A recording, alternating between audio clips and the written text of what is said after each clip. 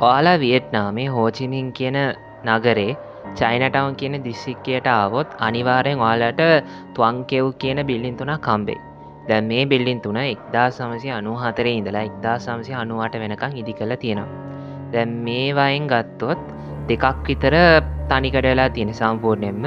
අනිත් එකේ කීප දෙනයි ජීවත් වෙන්නේ.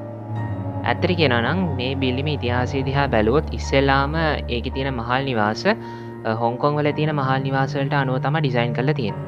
ඒත් ඇත්තට කියනවා නම් මේකේ තියෙන ප්‍රශ්නේ තමා ගොඩාක් මිනිස්සු ඒකට කැමති වුණේ නැහැ. මොකෝ ඉතින් ඒ මහල් නිවාස දිහා බැලුවොත් ඒවා පොඩි කළුවරයි ඒ වගේම හරියට වාතයකුත් එන්නේ නැහැ. ඒ නිසා එතනින්ම ෆේල්. මං හිතන්නේ ඔයාලට තේරෙනවා ඇති මෙතනින් ඉඳලා කොහොමත් ඔය බය හිතෙන දේවල් වෙන එක සාධාරණයි. උදාහරණයක් ඇටියට 2005 දී ඉතාමත් අවාසනාවන්ත දෙයක් සිද්ධ වුණා. මොකෝ ඒ බිල්ඩිම ඇතුලේ කොල්ලෙක් එයාගේ ගර්ල්ෆ්‍රෙන්ඩ්ව එතනම මැරුවා. එතනින් පස්සේ එයා තමාගේ ජීවිතෙත් එතනින්ම නැති කරලා දැම්මා. එතකොට සමහර අයත් විශ්වාස කරන අද වෙද්දී ඒ දෙන්නගේ හොල්මන් දෙන්නම දකින්නවලු. ඉන්නවලු දකින්නවලු.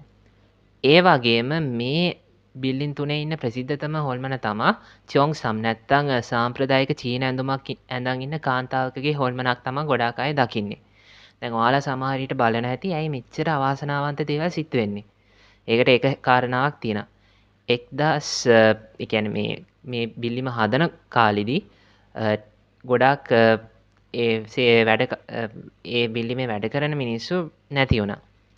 ඒත් හරියට ඒ මරණවලට වන්දි ගෙව්වේ නැති නිසා එක පවුලක් ඒ බිල්ඩිමට හූනියක් දැම්මලු.